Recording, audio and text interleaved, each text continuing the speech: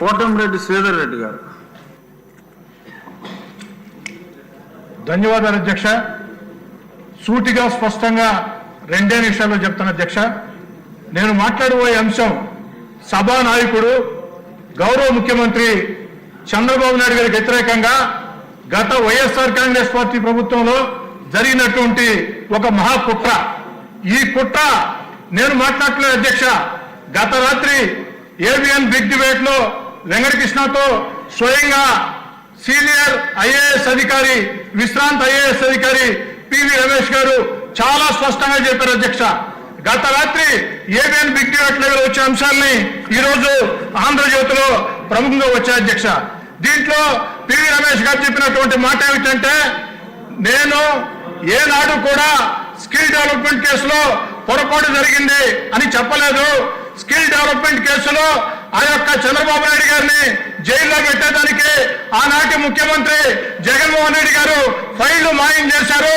ఎందుకంటే ఏకకాలంలో 3 దగ్గరలో స్కిల్ డెవలప్మెంట్ లో, సిఐడిలో, సీఎంఓలో అంతా కూడా ఫైళ్లు మాయమని, ఈ మాయం కావాలంటే సీఎం ఆఫీస్ లో ఉండే పెద్దల జోక్యం ఉంటేనే సాధ్యం అవుతుందని చెప్పని వారు స్పష్టంగా చెప్పారు అధ్యక్ష. మరి ఈరోజు చంద్రబాబు నాయుడు గారి మీద జరిగినటువంటి కుట్ర ఒక వ్యక్తి మీద జరిగిన కుట్ర కాదు అధ్యక్ష.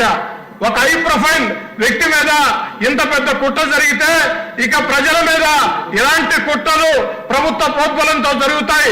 గత వైఎస్ఆర్ కాంగ్రెస్ పార్టీ లాంటి ప్రభుత్వాలు మళ్ళీ భవిష్యత్తులో అవకాశం వస్తే ఎలాంటి కుట్రలు జరుగుతాయి చాలా స్పష్టంగా చెప్పారు అధ్యక్ష.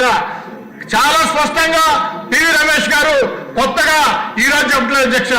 గతంలో చంద్రబాబు నాయుడు గారిని అరెస్ట్ చేసినప్పుడు పివి రమేష్ గారు, అయ్యా వైఎస్ఆర్ కాంగ్రెస్ పార్టీలో అధికారులు additional advocate general PV Ramesh గారి వాంగ్మూలం ఆధారంగా చంద్రబాబు గారి మీద కేసు రిజిస్టర్ చేశామని చెప్తున్నారు. ఇది అవాస్తవం. స్కిల్ డెవలప్మెంట్ లో ఎలాంటి పొరపాట్లు జరగలేదు.